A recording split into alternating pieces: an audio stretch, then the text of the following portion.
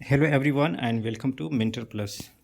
आज का ये वीडियो बहुत ही इंपॉर्टेंट होने वाला है क्योंकि इसमें मैं काउंसलिंग प्रोसेस के बारे में बताऊंगा कि काउंसलिंग होती कैसे है, नेशनल लेवल और स्टेट लेवल। कंप्लीट एक्सप्लेनेशन, कितने तरह की काउंसलिंग होती है, उसमें कौन कौन से कॉलेजेज आते हैं, किस तरह के सीट्स रहते हैं, कितने परसेंटेज सीट रहते हैं और उसमें पार्टिसिपेशन के लिए किस वेबसाइट पे जाना होता है, क्या प्रोसेस होती हैं, कैटेगरी चेंज कर सकते हैं या नहीं, कितने लेवल ऑफ राउंड होते हैं और state round, all India round या नेशनल राउंड, दोनों में क्या रिलेशन होता है, सीक्वेंस क्या रहता है, स्टेप्स क्या होते हैं और कितना टाइम मिलता है आपको रिपोर्टिंग के लिए, डॉक्यूमेंट्स क्या लगते हैं, काउंसलिंग की फ़ी स्ट्रक्चर क्या होती है, कितना फ़ी आपको पेमेंट करना होता है, कितना पहले से आपको व्यवस्था करके रखना होगा, रजिस्ट्रेशन फ़ी, डिपॉजिट फ़ी दोनों क्या होती है, फ्री एग्जिट क्या होता है, सिक्योरिटी डिपॉजिट फॉरफीचर क्या होता है, मॉपअप राउंड होता क्या है, किसे मॉपअप राउंड बोलते हैं, उसमें क्या बेनिफिट होती है, स्टे वैकेंसी क्या होती है और डिपार्टमेंट कैसे हो सकता है, ओपन स्टेट क्लोज स्टेट की काउंसलिंग में कौन पार्टिसिपेट कर सकते हैं, उसका क्या रूल्स होता है, कितने समय तक चलता है काउंसलिंग। अगर वीडियो को लास्ट तक नहीं देखेंगे तो काउंसलिंग को आप समझ नहीं पाएंगे। मैं अपने भी एक्सपीरियंस के बेसिस पे सारा एक्सप्लेनेशन इस वीडियो में दूंगा। चैनल को जरूर सब्सक्राइब करके रख लें पहले से, और वीडियो के डिस्क्रिप्शन में एक व्हाट्सएप का ग्रुप होगा, उस ग्रुप को जरूर ज्वाइन कर लें क्योंकि कुछ पीडीएफ चाहिए होगा तो उस ग्रुप में चला जाएगा, नोटिफिकेशन चाहिए होगा तो उस ग्रुप में, और वो फ्री है। इसके बाद आप अगर हमसे पेड काउंसलिंग गाइडेंस लेना चाहते हैं तो आज के लिए डिस्काउंट है, जस्ट फॉर टुडे, 2 दिन से चल रही थी, तो 9355386677 पे कॉल करके आप उसके लिए बात कर सकते हैं। क्वेरीज हो तो आप प्लीज़ व्हाट्सएप कर दें। चलिए अब बात करते हैं कैसे काउंसलिंग होती है। आपका स्कोर अभी पता चला है, कितना स्कोर आ सकता है बेस्ड ऑन द की। उसके बाद 14th को रिजल्ट आएगी तो एग्जैक्ट रैंक एंड स्कोर पता चल जाएगा। काउंसलिंग कभी भी स्कोर के बेसिस पे नहीं होती है क्योंकि हज़ारों कैंडिडेट का सेम स्कोर हो सकता है लेकिन रैंक फिर भी यूनिक होगी, और सेम स्कोर रहते हुए भी आपको सीट मिलेगी, दूसरे कैंडिडेट को सीट नहीं मिलेगी। तो रैंक के बेसिस पे होता है, रैंक आपका स्कोर कार्ड में मेंशन होगा। तो सबसे पहले ज़रूरी चीज़ कि आपके पास स्कोर कार्ड बहुत ही इंपॉर्टेंट डॉक्यूमेंट है काउंसलिंग के लिए। काउंसलिंग 2 प्रकार की होती है। अब काउंसलिंग कराती कौन है, क्या कॉलेज कराती है या कोई गवर्नमेंट अथॉरिटी रहती है या गवर्नमेंट सरकारी बॉडी रहती है। तो काउंसलिंग कभी भी कॉलेज नहीं कराती है अब के समय में। कभी आप सुनते होंगे कि कॉलेज में बात करके हम सीट भी बुक कर लेते हैं, ऐसा कॉल भी आता होगा कि यहाँ पे आप सीट बुक कर लें, बहुत कम सीटें बची हैं। ऐसा कुछ प्रोसेस ही नहीं होता है। आप निगोशिएशन के लिए कॉलेज से बात कर सकते हैं कि मुझे आपके कॉलेज में सीट लेनी है, अगर मेरिट से मुझे सीट मिल जाता है तो क्या अपने फ़ी में आप निगोशिएशन करेंगे, कम करेंगे फ़ी को क्योंकि फ़ी ज़्यादा है, वो एक पार्ट हो सकता है। लेकिन कभी भी कॉलेज के पास अथॉरिटी नहीं होती कि आपको कोई सीट दे किसी कोटा की। पिछले साल से ये बिल्कुल ही बंद हो गया है, कभी भी कॉलेज के हाथ में सीट को अलॉटमेंट का अथॉरिटी नहीं दिया जाता है। तो ये अथॉरिटी होती है गवर्नमेंट बॉडी के पास। 2 तरह की काउंसलिंग है। तो टाइप्स ऑफ काउंसलिंग में एक ऑल इंडिया काउंसलिंग, जिसको एमसीसी काउंसलिंग बोलते हैं, जिसको नेशनल लेवल काउंसलिंग बोलते हैं, तीनों का एक ही मतलब है। दूसरा काउंसलिंग होता है स्टेट काउंसलिंग, जिसमें स्टेट कोटा के थ्रू आपको सीट अलॉट होती है, जिसमें 100% प्राइवेट कॉलेज के सीट्स आते हैं, और उसमें all India 15% government seats all India quota में रहता है, रिमेनिंग 85% स्टेट काउंसलिंग के थ्रू। तो 2 टाइप की होती है, लेकिन 2 काउंसलिंग नहीं होती, हर एक स्टेट की अलग अलग काउंसलिंग है। ऑल इंडिया के एक सिंगल काउंसलिंग। ऐसी बात चल रही थी कि दोनों काउंसलिंग को एक प्लेटफॉर्म पे कंबाइन करके, दोनों टाइप की काउंसलिंग को, मतलब सारे स्टेट्स की काउंसलिंग और ऑल इंडिया की काउंसलिंग को एक प्लेटफॉर्म पे, एक ही रजिस्ट्रेशन होगा उस पर कंडक्ट कराने के। लेकिन ये इस बार से इम्प्लीमेंट नहीं हो रही है। एनटीए ने नोटिस निकाला था कि सारे रूल्स रेगुलेशंस पिछले साल के अनुसार ही रहेंगे। तो इस बार भी स्टेट लेवल पे काउंसलिंग होगी, तो काउंसलिंग प्रोसेस ज़्यादा कॉम्प्लिकेटेड हो जाता है क्योंकि चॉइस फिलिंग अलग अलग होगी। अब समझते हैं थोड़ा सा एमसीसी या ऑल इंडिया काउंसलिंग कैसे होता है, उसमें कौन कौन से कॉलेजेज हैं। तो अगर एम्स लेना है तो सारे एम्स या जिपमर, PGIMER, ये सब कॉलेजेज आपको ऑल इंडिया काउंसलिंग से मिलेंगे, स्टेट काउंसलिंग से नहीं मिलेंगे। दिल्ली यूनिवर्सिटी का जो DU कोटा होता है उसके सीट्स जितने सेंट्रल यूनिवर्सिटीज़ हैं जैसे BHU, AMU, Jamia, Hamdard, deemed university, 100% deemed university, JIPMER, AFMC, Aligarh Muslim university. AFMC की जो काउंसलिंग होती है वो ऑफलाइन लेवल पे होती है। गवर्नमेंट कॉलेज में कोई भी गवर्नमेंट कॉलेज है उसमें जो स्टेट लेवल का स्टेट यूनिवर्सिटी के अंदर आती है गवर्नमेंट कॉलेज, उसमें 15% सीट्स MCC या ऑल इंडिया काउंसलिंग के अंदर आती है। 100% डीम्ड यूनिवर्सिटी की सीट, ESI कोटा का सीट ऑल इंडिया काउंसलिंग से होता है। और इंद्रप्रस्थ यूनिवर्सिटीज जो वर्धमान मेडिकल कॉलेज है और RML मेडिकल कॉलेज, इन दोनों का सीट ऑल इंडिया काउंसलिंग से भरा जाता है। पार्टिसिपेट कैसे करेंगे? पार्टिसिपेशन के लिए एक URL है www.mcc.nic.in, इसको MCC पोर्टल बोलते हैं। तो यहाँ पे आपको रजिस्ट्रेशन कराना होता है। सारे नोटिफिकेशन उस काउंसलिंग से रिलेटेड इसी वेबसाइट पे आएगी। वो या तो सीट मैट्रिक्स हो या फीस स्ट्रक्चर हो या रजिस्ट्रेशन का शेड्यूल हो और चॉइस फिलिंग करनी हो, चॉइस लॉकिंग करनी हो, अलॉटमेंट देखना हो, हर एक राउंड का सब यहाँ पे मिलेगा। पिछले साल के भी आप यहाँ पे अलॉटमेंट देख सकते हैं। यहाँ पे आपको ब्रोशर पब्लिश होगी, जिस तरह से नीट की पब्लिश हुई थी उसी तरह यहाँ पे ब्रोशर पब्लिश होगी MCC काउंसलिंग के लिए। हर एक स्टेट काउंसलिंग के लिए उसके वेबसाइट पे वो ब्रोशर पब्लिश करते हैं जिसमें उस काउंसलिंग से रिलेटेड रूल्स रेगुलेशंस रहते हैं। उसमें डिटेल में पढ़ने के बाद पता चलता है कि पिछले साल से इस पर क्या चेंजेज आए हैं। उसके बाद उसमें राउंड 1, राउंड 2, राउंड 3, राउंड 4 और राउंड 5 होती तो राउंड 5 की राउंड 4 तक ही शेड्यूल स्टार्टिंग मेंशन किया रहता है क्योंकि राउंड 5 सुप्रीम कोर्ट के ऑर्डर से होता है। और इसमें बता दूं कि राउंड 1, राउंड 2, ये राउंड 1 एंड राउंड 2 कहलाता है। राउंड 3 को मॉप अप राउंड भी कहते हैं। राउंड 4 स्टे वैकेंसी कहलाता है। अगर राउंड 5 हुई तो स्पेशल स्टे वैकेंसी, वो स्पेशल सुप्रीम कोर्ट के जजमेंट के बेसिस पे, ऑर्डर के बेसिस पे कंडक्ट कराया जाता है अगर सीटें बची रह जाती हैं, जो कि पिछले साल हुआ था, इस बार भी होगा। सीक्वेंस देखें तो फर्स्ट ऑल इंडिया काउंसलिंग की शेड्यूल आएगी तो रजिस्ट्रेशन स्टेट वाले पहले भी करा सकते हैं, लेकिन रिज़ल्ट ऑल इंडिया की ही पहले आती है। तो ऑल इंडिया की राउंड 1 की रिज़ल्ट आएगी, सारा प्रोसेस होगा, उसके बाद स्टेट का रिज़ल्ट आएगा। रजिस्ट्रेशन प्रोसेस, चॉइस फिलिंग ये पहले से करके रख सकते हैं।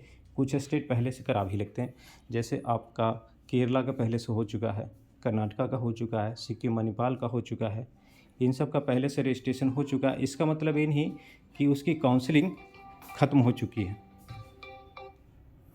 तो उसकी काउंसलिंग अभी स्टार्ट होगी। और ये रजिस्ट्रेशन एक एलिजिबिलिटी के लिए हुआ था, आपको उसमें एग्ज़ाम भी देने की ज़रूरत नहीं होती है। तो दोबारा काउंसलिंग जब स्टार्ट होगी तो उसके ब्राउचर्स आएंगे, उसके रजिस्ट्रेशन आएंगे, उसमें भी रजिस्ट्रेशन आपको करना होगा। तो उसमें रजिस्ट्रेशन करने के बाद आपके जो स्कोर कार्ड है वो अपलोड हो जाते हैं और उसके बेसिस पे आगे का प्रोसेस होता है। Round 1 all India followed by state round 1, followed by all India round 2, followed by state round 2, उसके बाद ऑल इंडिया का मॉपअप, उसके बाद स्टेट का मॉपअप, ऑल इंडिया का स्टे वैकेंसी, उसके बाद स्टेट का स्टे वैकेंसी। अब इसमें क्या है, कुछ कॉम्प्लेक्सिटीज आती हैं कि अगर आपने ऑल इंडिया राउंड 1 से मान लीजिए डीम्ड यूनिवर्सिटी या ऑल इंडिया गवर्नमेंट कॉलेज कोई सीट मिली, आपने ज्वाइन कर लिया, तो स्टेट में फिर जाएंगे, काउंसलिंग करेंगे, दूसरी सीट मिली तो क्या पहली को छोड़ सकते हैं? डेफिनेटली छोड़ सकते हैं, तभी आपको दोबारा मौका दिया गया, अदरवाइज ये सीट ब्लॉकिंग होती। तो पहली सीट को छोड़ने के लिए एक प्रोसीजर आता है, आपको अलॉटेड कॉलेज पे जाना होता है क्योंकि आप डॉक्यूमेंट उनको दे चुके होते हैं, फ़ी पेमेंट पहले कर चुके होते हैं, उनसे फ़ी भी रिफ़ंड लेनी होती है और डॉक्यूमेंट भी वापस लेना होता है। ये स्टेट के काउंसलिंग से जो अलॉटेड सीट है, अलॉटमेंट लेटर ले करके जाएंगे, उनके सेंटर पे, ऑथराइज सेंटर पे ऑथराइज पर्सन से बात करेंगे तो वो डॉक्यूमेंट और आपकी डिपॉजिट अमाउंट, फ़ी दोनों रिटर्न कर देंगे। उसके बाद आप ड्यूरेशन रहेगा कि स्टेट से अलॉटेड सीट का इस समय तक लास्ट डेट है ज्वाइनिंग का, रिपोर्टिंग का, तो उस डेट के पहले आप वहाँ से डॉक्यूमेंट निकाल करके आप अपने डेजिग्नेटेड सेंटर पे जाएंगे स्टेट से अलॉटेड सीट के लिए रिपोर्टिंग के लिए। तो इस तरह से काम करता है। लेकिन ये रूल्स को इतना आसानी से समझा नहीं जा सकता। जब काउंसलिंग स्टार्ट होगी तो ये रूल्स मैं बताऊंगा कि राउंड 2 का क्या रूल होता है, राउंड 2 में किस स्थिति में आप सीट छोड़ सकते हैं, और राउंड 2 में अगर सीट छोड़ते हैं या तो ज्वाइन नहीं करते हैं। एक रूल होता है कि राउंड 1 में आपने ले लिया, स्टेट से सीट मिली, स्टेट का सीट नहीं भी ज्वाइन कर सकते हैं। तो कई इसमें क्लॉजेज आते हैं, कई इफ़ एंड बट्स आते हैं, कई कंडीशन बनते हैं कि अगर ऐसा हुआ तो क्या होगा, ऐसा नहीं हुआ तो उस तो ये फ्लो चार्ट के माध्यम से मैं एक्सप्लेन करूँगा। इसके लिए सेपरेट वीडियो की आवश्यकता होगी। इसमें स्टेप्स क्या रहते हैं? पहला स्टेप रजिस्ट्रेशन करना है। सक्सेसफुली रजिस्ट्रेशन करेंगे तो आगे आएगी आपकी merit list. Merit list publish होने का मतलब है कि आपने रजिस्ट्रेशन सक्सेसफुली कर लिया है। अब उस स्टेट के लिए ये सारे कैंडिडेट एलिजिबल हैं जिसमें आपको स्टेट मेरिट लिस्ट इतना बना है SML। तो स्टेट लेवल पे आपकी मेरिट क्या है वो पता चल जाएगी, जो कि पिछले साल से कंपैरिजन कर सकते हैं। तो एनालिसिस करके पता चलेगा पिछले साल स्टेट मेरिट इतने नंबर पे ये कॉलेज अलॉट हुई थी, या गवर्नमेंट कॉलेज या कोई प्राइवेट कॉलेज मिली थी, तो इस बार कितने सीटें बढ़ी हैं। और उसी काउंसलिंग के वेबसाइट पे आपको सीट मैट्रिक्स भी पब्लिश होगी कि इस कॉलेज में इतने MBBS की सीट हैं, इसमें SC का इतना है, ST का इतना है, OBC EWS जनरल का इतना इतना सीट है। तो ये डिटेल में इंफॉर्मेशन पब्लिश होती हैं और इसके बेसिस पे ट्रांसपेरेंसी क्रिएट होती है कि अगर किसी कैंडिडेट को अलॉट हुआ है तो वो मेरिट बेसिस पे अलॉट हुआ है, इसको आप वेरीफाई कर सकते हैं क्योंकि आपके पास सीट मैट्रिक्स है, आपके पास मेरिट लिस्ट है। तो आप कंपेरिजन कर सकते हैं कि इस मेरिट को अलॉट हुई है तो इसके बाद उन्हें जो चॉइस फिलिंग किया था उसको नहीं हुई, तो क्यों नहीं हुई है, सीट नहीं बची होगी। उसके बाद चॉइस फिलिंग होता है। चॉइस फिलिंग में कितने ऑप्शंस आप दे सकते हैं, इसका कोई लिमिट नहीं है, अनलिमिटेड ऑप्शन दे सकते हैं। चॉइस फिलिंग में नंबर ऑफ ऑप्शंस का कोई लिमिट नहीं होता है। आपके एलिजिबिलिटी के अनुसार से आप जितने पॉसिबल ऑप्शंस हैं परम्यूटेशन कॉम्बिनेशन लगाकर मैक्सिमम नंबर ऑफ़ इनपुट दे सकते हैं। लेकिन यही एक स्टेज होता है जब आप कम्युनिकेट करते हैं। एक बात बहुत ध्यान से सुनिए, जब आप काउंसलिंग करते हैं तो काउंसलिंग बॉडी की तरफ से कोई भी अथॉरिटी इन पर्सन आपसे कांटेक्ट नहीं करता है, ना तो आप उनसे कांटेक्ट करते हैं, ना तो वो आपका डॉक्यूमेंट, सारे प्रोसेस ऑनलाइन है, ऑटोमेटिक प्रोसेस है, आप सिस्टम के थ्रू कनेक्ट होते हैं उनसे। लेकिन यही एक ऑप्शन है जहाँ पर रजिस्ट्रेशन तो आपने कर दिया, सब कर रहे हैं, लेकिन आपके तरफ से जो कस्टमाइज इनपुट जाता है सिस्टम को कि मेरे ये प्रेफरेंसेज हैं, अब इसके बेसिस पे देखिए कि सिस्टम में सीट अवेलेबल है क्या मेरे रैंक तक, अगर है तो मुझे अलॉट करके दीजिए। तो ये choice filling is the most important part of the counselling. और ये इम्पोर्टेंट और तभी हो जाती है जब आप मल्टीपल काउंसलिंग करते हैं, क्योंकि आपको एक काउंसलिंग से अगर उम्मीद है कि सीट मिल जाएगी, लेकिन वो सीट आपके लिए उतना फेवरेबल नहीं है, वो पसंद नहीं करते हैं, एज ए बैकअप ऑप्शन रखना चाहते हैं, तो आपको देखना ज़रूरी है कि उसमें कितना ऑप्शन डालें। ऐसा नहीं कि उसमें सीट कोई बेकार सा मिल जाए और दूसरे काउंसलिंग से भी मिल जाए तो हमें एक का डिपॉजिट लॉस करना पड़ जाए, सिक्योरिटी डिपॉजिट। तो एट द सेम टाइम ये भी कैलकुलेशन करना बहुत ज़रूरी है कि कितना उसमें चॉइसेज आप इनपुट करें और किस ऑर्डर में रखें। कॉलेज के बारे में जानकारी होनी चाहिए, ऐसा नहीं कि चॉइस फिलिंग करने बैठे तो नया नया कॉलेज दिख रहा है, आप उसके बारे में आपको कुछ पता ही नहीं है, जस्ट प्लेस पता है कि हाँ ये इस स्टेट से बिलोंग करता है, इस कॉलेज में, ये कॉलेज इस स्टेट में है, इतने फीस स्ट्रक्चर है एंड सो ऑन थिंग्स। तो आपको कॉलेज के बारे में डिटेल इन्फॉर्मेशन होनी चाहिए। और चॉइस फिलिंग के करने के पहले आपके पास चॉइस फिलिंग सिस्टम में या पेन पेपर पे बनी होनी चाहिए और ब्लाइंडली जाकर के आप उसी को इनपुट कर दें, ये बेस्ट चॉइस फिलिंग होती है। इसके लिए आप पेड काउंसलिंग गाइडेंस ले सकते हैं, क्योंकि यहाँ पे अगर मिस किए तो सिस्टम को आप ब्लेम नहीं कर सकते, आपने चॉइस ही गलत डाली, ठीक है। कभी कभी ऐसा होता है कि सिस्टम स्लोनेस की वजह से चॉइस आप कुछ और डालना चाह रहे हैं, कुछ और प्रेस हो गया, लेटेंसी की वजह से, सर्वर लेटेंसी की वजह से।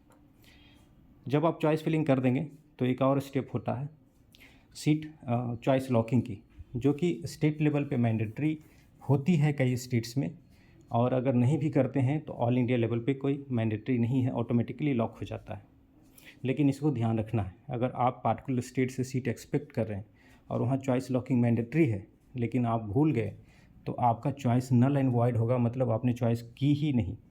अगर आपने लॉक नहीं किया है तो, और लॉक करने के बाद आप चेंज भी नहीं कर सकते। तो ये सारे जो पॉइंट्स होते हैं बहुत ही ज़्यादा क्रिटिकल होते हैं। कभी अगर गलती कर दिए तो आपका सारा ईयर का मेहनत बेकार हो जाएगा। उसके बाद अलॉटमेंट आती है। अलॉटमेंट आती है तो उसमें आप देखेंगे कि आपको कौन सा सीट अलॉट हुआ है। उसके बाद पहले रिजल्ट आएगी, रिजल्ट में सारे एक साथ आपको अलॉटमेंट का डिटेल्स रहेगा। उसके बाद उसी वेबसाइट से काउंसलिंग पोर्टल से जाकर के अलॉटमेंट लेटर डाउनलोड करेंगे लॉगिन करके। तो वो जो अलॉटमेंट लेटर होता है ये प्रोविजनल अलॉटमेंट लेटर कहलाता है, जिसको कॉलेज में जाकर दिखाएंगे और उसके बेसिस पे एडमिशन ले सकते हैं। कॉलेज कभी मना नहीं कर सकता एडमिशन लेने से, क्योंकि ये आपको एमसीसी ने, गवर्नमेंट ने आपको एक लेटर दिया है जिसमें ऑथराइज्ड है कि आपको यहाँ पे सीट मिली है। आप कॉलेज से जाकर के रिपोर्टिंग फॉर्मेलिटीज़ को कंप्लीट करें। और इसके लिए जब आपकी अलॉटमेंट लेटर आती है और जब तक रिपोर्टिंग कर सकते हैं उसके बीच में अलग अलग डेट रहता है। मिनिमम 5 डेज़ का आपको डेट मिलेगा। तो उसके बीच में आपको तुरंत ही जाना है कॉलेज में, बात करनी है पहले, वहाँ कॉन्टैक्ट नंबर लेना है, सारे डॉक्यूमेंट्स को प्रिपेयर करने हैं, ओरिजिनल डॉक्यूमेंट्स, ताकि वेरिफिकेशन में फेल ना हो। अगर फेल होगा दोबारा आपको आना पड़ेगा वापस और डॉक्यूमेंट मंगाना होगा। तो प्रोसेस वो कॉम्प्लेक्स हो जाएगा, फिर आपका सीट छूट सकता है या रिपोर्टिंग टाइम ओवर हो जाएगी तो वो रिपोर्टिंग आपको नहीं लेंगे। कभी कभी होता है ऐसा कि रिपोर्टिंग डेट को एक्सटेंड किया जाता है। अगर सिस्टम में कुछ ग्लिचेज हैं, ऑनलाइन अब अगर रिपोर्टिंग करने के लिए दिया जा रहा है, सिस्टम काम नहीं कर रही है, आप उनको मेल करते हैं तो एक्सटेंड भी होता है, लेकिन उसके लिए आप ज़्यादा पहले से प्रिपेयर्ड रहें। डॉक्यूमेंट्स क्या क्या रिक्वायर्ड हैं एमसीसी काउंसलिंग में? 10th का सर्टिफिकेट एंड मार्कशीट, 12th का certificate and marksheet, admit card जो आपका है उसको संभाल के रखिए। आप सारे फाइल्स को एक फ़ोल्डर में बना करके गूगल ड्राइव पे करके रखें, अपने सिस्टम में रखें, मोबाइल में रखें, कई जगह रखें, किसी रिलेटिव को भेज दें ताकि एक जगह से मिस हो या करप्ट हो तो दूसरे जगह आपको मिल जाए। उसके बाद नीट का जो एप्लीकेशन फॉर्म और स्कोर कार्ड जब आएगा, अलॉटमेंट लेटर जब आपको रिजल्ट मिलेगी। नीट का फॉर्म कहने का मतलब है कि जब आपने काउंसलिंग के लिए फॉर्म भरी तो उसका एक फाइनल पेज होगा, उसका पीडीएफ रखना है, इस प्रूफ के लिए कि आपने रजिस्ट्रेशन किया है। ऐसे तो अलॉटमेंट आया तो उसका प्रूफ है, लेकिन वो भी चाहिए होता है। कैटेगरी सर्टिफिकेट अगर अप्लीकेबल है तो, और ये लेटेस्ट 6 मंथ से ज़्यादा पुराना नहीं होना चाहिए। और एमसीसी के लिए उसका एक फॉर्मेट दिया हुआ है ब्रोशर में। और अगर ये चाहते हैं आप स्टेट के लिए तो स्टेट अथॉरिटी के द्वारा बना होना चाहिए, सेंट्रल वाला मान्य नहीं होगा। क्योंकि अगर आप स्टेट से बिलोंग करते हैं और वहाँ की कैटेगरी को क्लेम करते हैं, रिजर्वेशन को क्लेम करते हैं, तो आपको प्रूफ करना होगा कि आप वहीं के रहने वाले हैं और वहाँ की अथॉरिटी से आपको एक कैटेगरी का सर्टिफिकेट मिला है। नेशनल लेवल का सर्टिफिकेट वैलिड नहीं होगा, क्योंकि जो कैटेगरी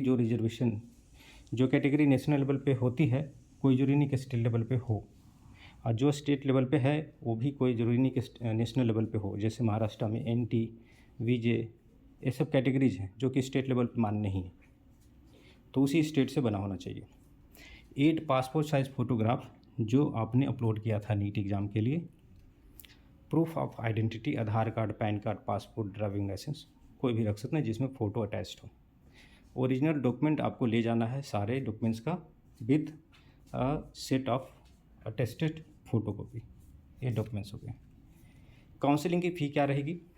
स्टेट के लिए अलग अलग रहती है, लेकिन ऑल इंडिया के लिए पिछले बार की जनरल के लिए 10,000 थी और रिफंडेबल डिपॉजिट 10,000 थी और रिजर्व के लिए 5,000 थी।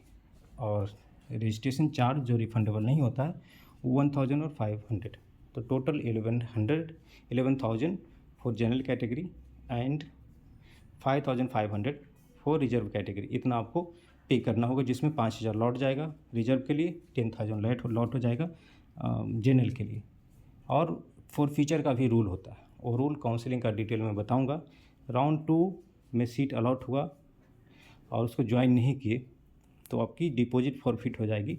आगे के काउंसलिंग के लिए फिर भी आप एलिजिबल हैं, लेकिन डिपॉजिट दोबारा पे करना होता है। और यही 2 लाख का अमाउंट लगता है डीम्ड यूनिवर्सिटी के काउंसलिंग के लिए एमसीसी में। Credit card, debit card, internet banking से आप पेमेंट कर सकते हैं। Security deposit will be refundable to the respective candidate after approx 3 months, ये 6 मंथ्स भी लग सकते हैं। डीम्ड का जैसे मैंने बताया डिपॉजिट 2 लाख का होता है, और डीम्ड और ऑल इंडिया दोनों करना चाहते हैं तो भी 2 लाख ही लगेगा, अपर लिमिट डिपॉजिट का लगता है, दोनों को ऐड करके नहीं। रजिस्ट्रेशन के रूल्स, और फर्स्ट राउंड जो होता है फ्री एग्जिट। फर्स्ट राउंड में अगर आपको सीट मिली, ज्वाइन नहीं करना चाहते हैं, जाकर के पता चला कि कॉलेज अच्छा नहीं है, आप उसको इग्नोर कर दें, that ignorance is called free exit. अगर आपने सीट ज्वाइन कर लिया है तो भी स्टेट में सीट मिलने के बाद आप उसको छोड़ सकते हैं। राउंड 2 का रूल क्या है कि राउंड 2 में सीट मिली, ज्वाइन नहीं किया, तो आपकी सिक्योरिटी लॉस हो जाएगी, that is called loss of security deposit. Third round mop up round कहलाता है। ओके, अगर कोई कैंडिडेट थर्ड राउंड में सीट ज्वाइन करता है, ओके, तो वो छोड़ नहीं सकते हैं, और थर्ड राउंड में सीट ज्वाइन करते नहीं हैं मिलने के बाद, तो उनकी सिक्योरिटी लॉस हो जाएगी। इसी तरह से स्टे वैकेंसी और स्पेशल स्टे वैकेंसी का रूल ऐसा होता है कि सीट मिलती है और आप ज्वाइनिंग नहीं करते हैं तो आप 1 साल के लिए डिबार हो जाएंगे नीट एग्ज़ाम देने से। तो ये सब सावधानी से करनी चाहिए। स्टेट काउंसलिंग में 2 तरह की काउंसलिंग होती है, एक ओपन स्टेट की, क्लोज स्टेट की। क्लोज स्टेट में अपने ही कैंडिडेट एलिजिबल हैं, ओपन स्टेट में परसेंटेज ऑफ सीट के लिए बाहर वाले कैंडिडेट आ सकते हैं, ओनली फॉर प्राइवेट कॉलेजेस। तो ये रही काउंसलिंग की कुछ बेसिक जानकारियाँ, इससे आपको थोड़ा आइडिया लगेगा, लेकिन फिर भी काउंसलिंग समझ में नहीं आएगी उतनी। आपको डिटेल में अलग अलग स्टेट की काउंसलिंग की मैं बताऊंगा जब काउंसलिंग स्टार्ट होगा। अगर कोई क्वेरी है तो आप पूछ लें, और अगर अभी से समझना चाहते हैं तो पेड काउंसलिंग ले करके हमारा सेशन अटेंड कर सकते हैं। मैं काउंसलिंग की सारी नीटी एंड ग्रिटी समझा दूंगा। That's all from my side in this video. Thanks for watching.